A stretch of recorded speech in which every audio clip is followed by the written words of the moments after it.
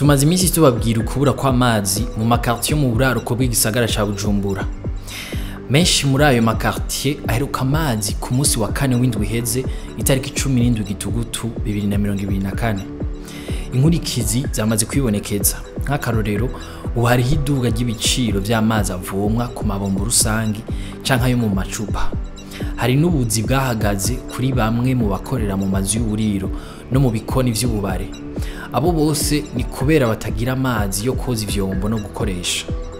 Mbega inyishu z'abajeje ico gisata nizihe? Amazi azoboneka vuba? Nivyo turabira hamwe mu nkuru nyamukuru yo kuri uyu wa gatatu.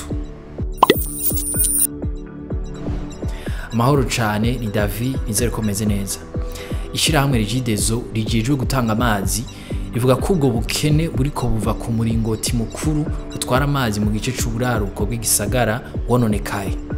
Ariko kandi hari hasanzwe hari ikibazo cyo kuronka amazi mu makartier atari make yo mu gisagara. Aho umuringoti wononekariye ku gitarugwa ca Ntahangwa ni abamenyesha makuru basanze ejo hahise umuyobozi wa rigeze Dr Ingenieur Lieutenant Colonel Jean Albert Manigomba. Yari kumwe n'umushikiranganje mu vyajejwe harimo amazi n'amasoko ntanganguvu Ibrahim Wizeye. Uyo mushikiranganje ati abanyagihugu ni bareme umwanya n'umwanya amazi arabashikira. Ngo gukora ico cuma cononekaye no buhinga budasanzwe baratumye ko n'abahinga boza kubafasha. Ikindi nuko n'undi muringoti munini uri ku ruhande rwo haruguru ugeramiwe nawo nuzocukogwa. Ngo kucoba caratumye ivyo vyuma vyari biseguye uwo muringoti bihenuka, birashoboka ko boba arabagizi ba nabi basambura ivyuma vy'amazi canke amatara bakaja kubigurisha. Yaravuniye akagohe abofatwa bariko barabigurisha canke ababigura, ngo igihano bazohabwa nikizoba coroshe namba. Muti none abanyagihugu baca babaho gute muri rino kena ry'amazi? Ejo twarababwiye ko abo mu kinama ku wa mbere bariko bavoma amazi atemba mu miserege. Bo ahanini batinya ko bashobora no kuhandurira indwara ziva ku mazi mabi. Mu makartier ya Gihosha, Muyaga, Gikungu, Gihosha, Gikungu Rural ngo hagezaho mu kwiyugumura bakoresha kinju.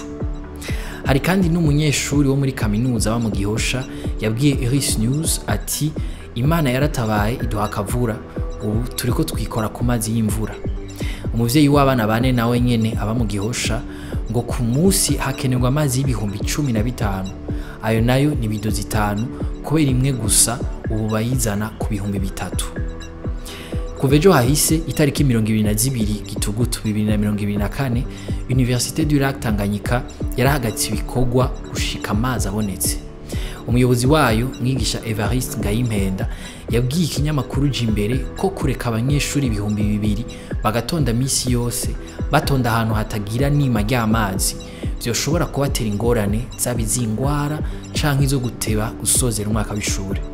Ku musi w'ejo nyene amakamyo 11 y'igipolisi c'u Burundi yari karashira amazi abanyagihugu bo muri commune Ntahangwa mu gisagara ca Bujumbura. Hari mu ntumbero yo kurindira ko rigeze yeza gusanura wa muringoti wononekaye. Turetse uwo muringoti wononekaye hari hasanzwe ubukene bw'amazi mu gisagara ca Bujumbura, usanga amakartier yose adakwigwa. Igihe yari karishura ibibazo by'abakenguza amateka mu kwezi kwa gatandatu guheze, umushikiranganje Ibrahim Wizeye yavuze ko rigeze yatumye ko ibikoresho bizotuma hongerezwa amazi mu bice bitandukanye vya Bujumbura. Twovuga ayazova mu masoko bazokwimba imatyazo na Nasagara n'Itenga. Yaravuze n'igikorwa kiriko kiraba cyo kurondera abafasha mu mugambi wari warahagaze mu mwaka wa 2015 wo gukoresha amazi ya Tanganyika afatiwe mu gace ka Nyabugete ya 5. Ngo baratumye ko n'amamoto pompe azosubirira ayahahora. Dutandukira inkuru ngufi nazo. Haraye hatanguye ibikorwa vyo kwiyandikisha ku banyagihugu bakwije imyaka 18 ngo bazotore mu matora yimirije ya 2025. Ico gikorwa kiriko kiraba mu bice byose by'igihugu kizorangira ku igenekerezo rya 31 gitugutu 2024. Aho Iris News caciye casanze atari benshi bitavye ico gikorwa kumvo zuko abanyagihugu batabimenyeshejwe bikwiye ngo banatomoregwe ibibanza bazotumbera bivanye naho baba. Uburundi ngo ni burinde bwemererwa kwakira inama y'abakuru b'ibihugu bigize umuryango komesa ngo bumaze kuhakura byinshi. nibishikirizwa n'umushikiranganji Marie Chantal Nijimbere ajeje ubudandaji mu kiganiro yahaye abamenyesha makuru kubijanye naho imyiteguro yo kwakira iyo nama igeze. Ivyo bumaze kuhakura twovuga nk'ubuhinga bwa none bukoreshwa muri OBR no muri ADB.